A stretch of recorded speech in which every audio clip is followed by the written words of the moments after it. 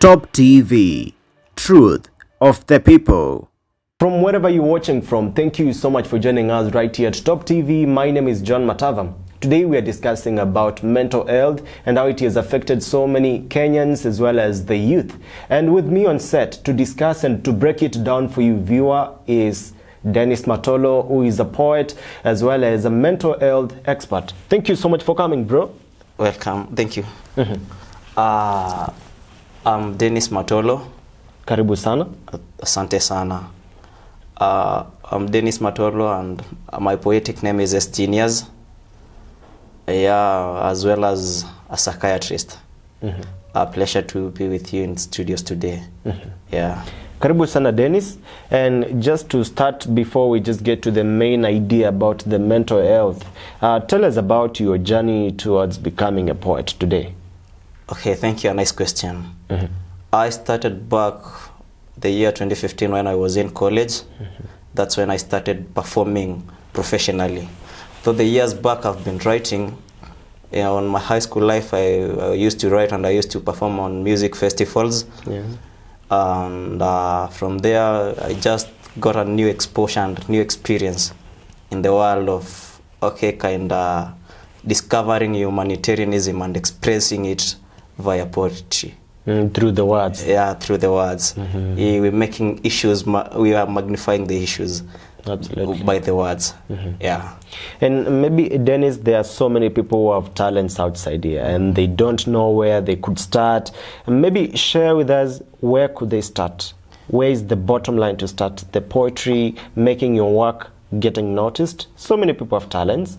What I'd like to say, fear is the most urgent killer of dreams. A lot of people are good singers, but they only choke on their little sweet lyrics when they are showering in their bathrooms. That's the time they sing. That's the time they notice that they sing. A lot of outside here, a lot of youths are poets, but they only realize it when they are writing on the covers of Bibles or their notebooks. So don't fear. Go outside. Face the world. Sure. Yeah. Okay, thank you so much on that. So just before we get again to another segment, what are you planning in your poetry? Where do you see yourself in the next 5 years? Yeah, what's the project that you're working on now? I'm planning to, it's my dream to be heard on the platform called African Poetry, Africa Speaks. Okay. That is my biggest dream. And this year I've been working on a poem called Father Figure. Is a piece that is underway. I think at the back of my mind, I thought it was good to introduce it today, but due to the time factor, I think we'll do it next time we meet. It's okay, even maybe later in the show you'll be giving us one of your lines at the best. Okay. So now getting to matters getting started. Yeah. Tell us about majority of Kenyans today. They are suffering from mental health disorders. Yeah. And most of them believe they're caused by evil spirits and supernatural powers. So first of all, make us understand about what's mental health. Mental health. Let me start from here. A good working brain with someone who has no mental problems is a brain that is able, to edit issues. It's a continuous editing mind. That is a health mind. When you mean editing, do you mean like we videographers who keep on editing? What exactly does it mean, the editing you're talking about? When I talk about editing, it's the same way you videographers. A properly working brain will sieve bad thoughts from good thoughts and areas to focus more. Sure. Yeah.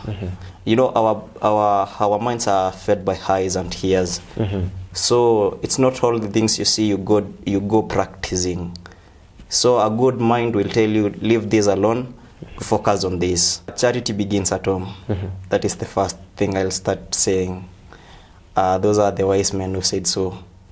So if charity begins at home, that means, like the background, where you've grown from. You've been taught what is bad and what is good. And one thing I thank our parents about, even if they are drunkards or even if they are don't cares, at our early ages, every Kenyan kid attends a certain Sunday school, and that is where the foundations are laid. Back in school, we have religion, religious education. Yeah. Kids learn about CRA and other religious subjects. So that is the main foundation. Sure. So from there, we are taught what is bad and we are taught what is good. Yeah. Okay, thank you so much on that. And according to a certain research, I just read it out to you, it is estimated that 1 in every 10 people suffer from a common mental disorder. Maybe you could help us understand what are the possible causes. When we are talking about causes, I'll start with the main cause. The main cause is continuous stress. If a certain person has been in a state of mind where is constantly stressed by something, it's possible for him to have mental disorders. That is the main factor.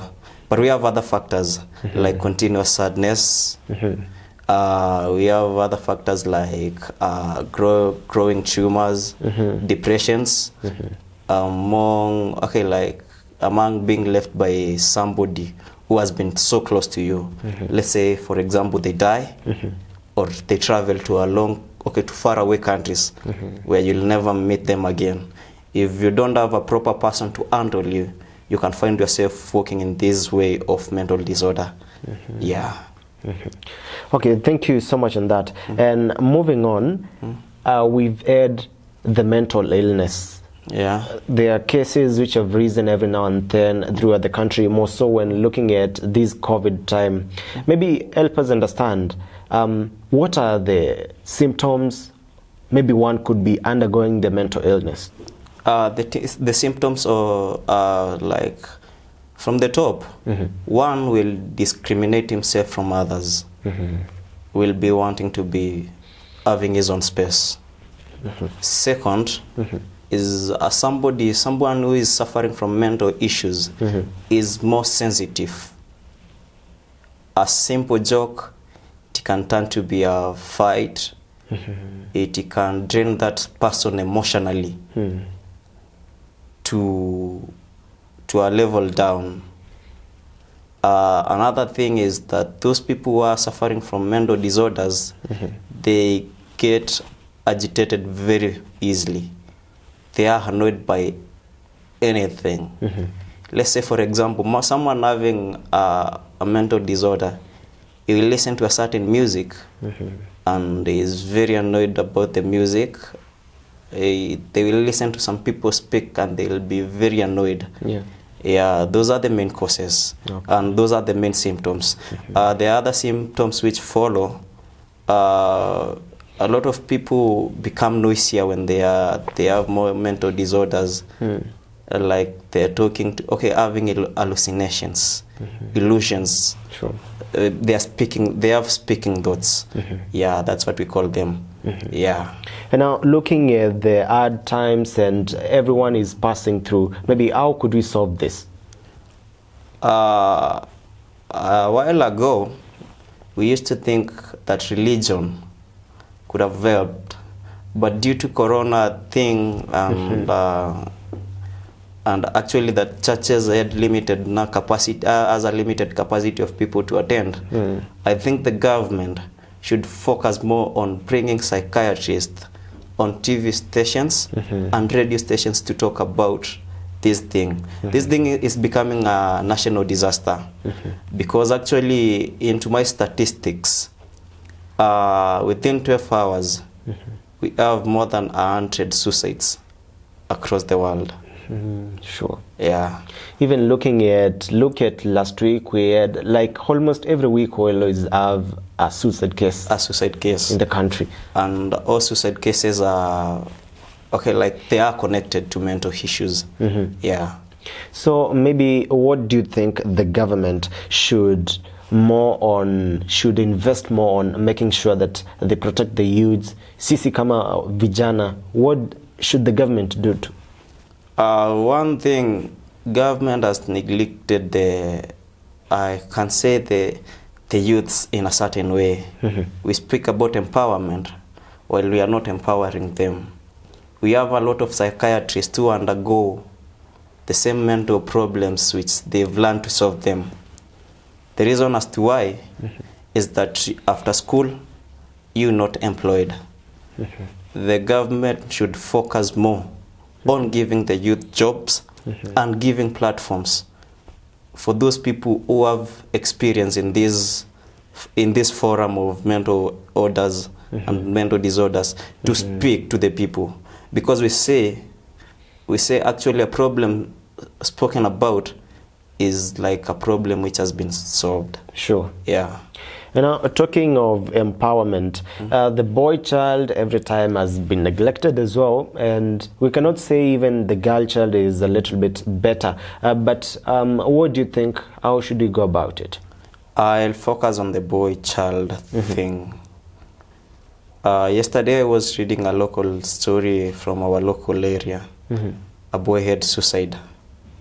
And looking back into this is a mental disorder. We focus more and we invest more on the girl child than the boy child.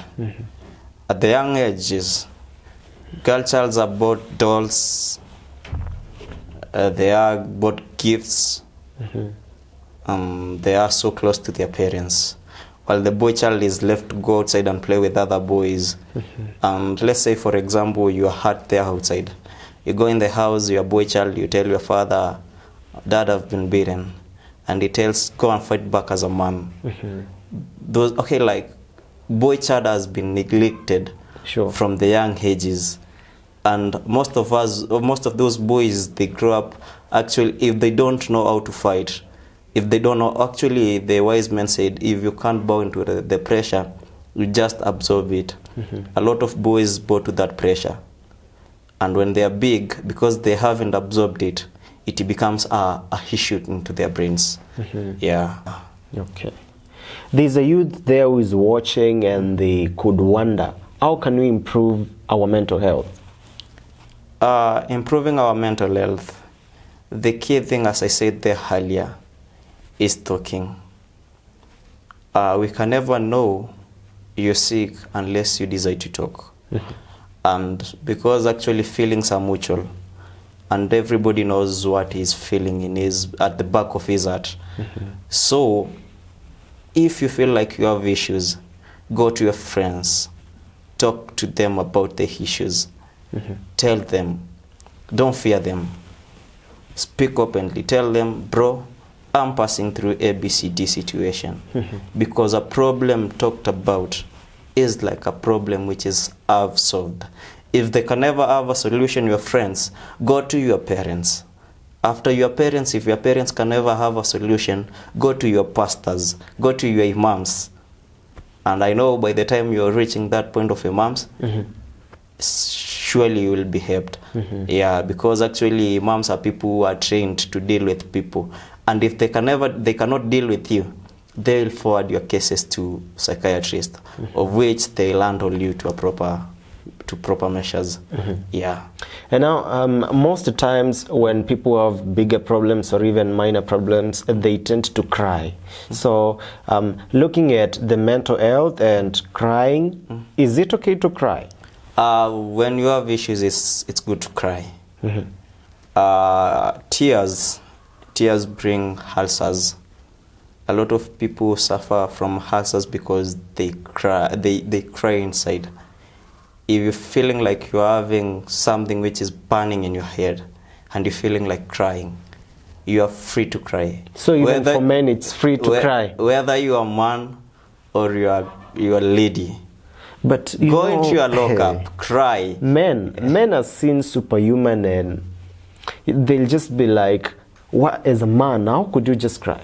This is a view of people. But even Jesus himself cried.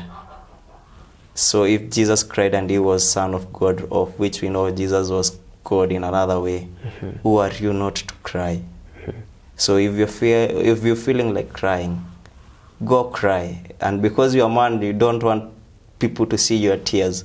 Go lock yourself in a upper room. Cry there. At least when you cry, your heart is relieved of a certain burden. Yeah. When you have a problem, look for psychiatrist. Look for someone who can help you. If you have issues you want to discuss with me or with other people, our Facebook handle at the name Dennis Matolo. It's a business page you can like. I have a Twitter handle at sgenius and a YouTube channel as well as Genius. Yeah.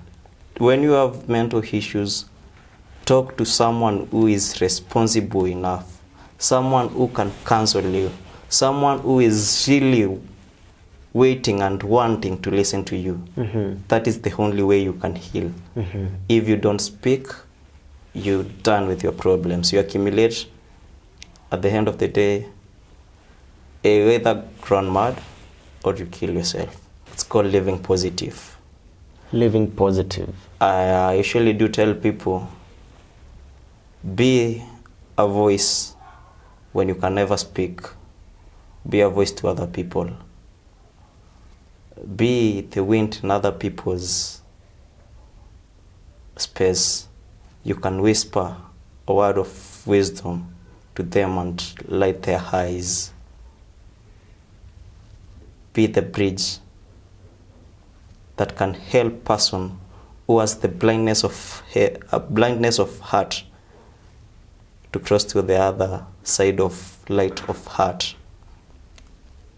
Be a hand when you're crippled. You yourself, you can touch someone's heart and turn their lives. Be the motivation to others. Through your motivation, I believe there is a place. And if not a place, there is a hand to hold after this life. Thank you. Wow, that is so great, bro. Yeah. That's great piece and amazing content. Who is a content creator? I usually do create my contents. As I said earlier, I'm a poem writer and a content creator. All right, thank you so much for coming along. It's been amazing to have you to talk about this very crucial topic of mental health, as well as you've shared your talent, and people are going to learn from you and learn so many things. You've been watching Top TV. My name is John Matava. From wherever you've been watching from, keep it Top TV. See you next time.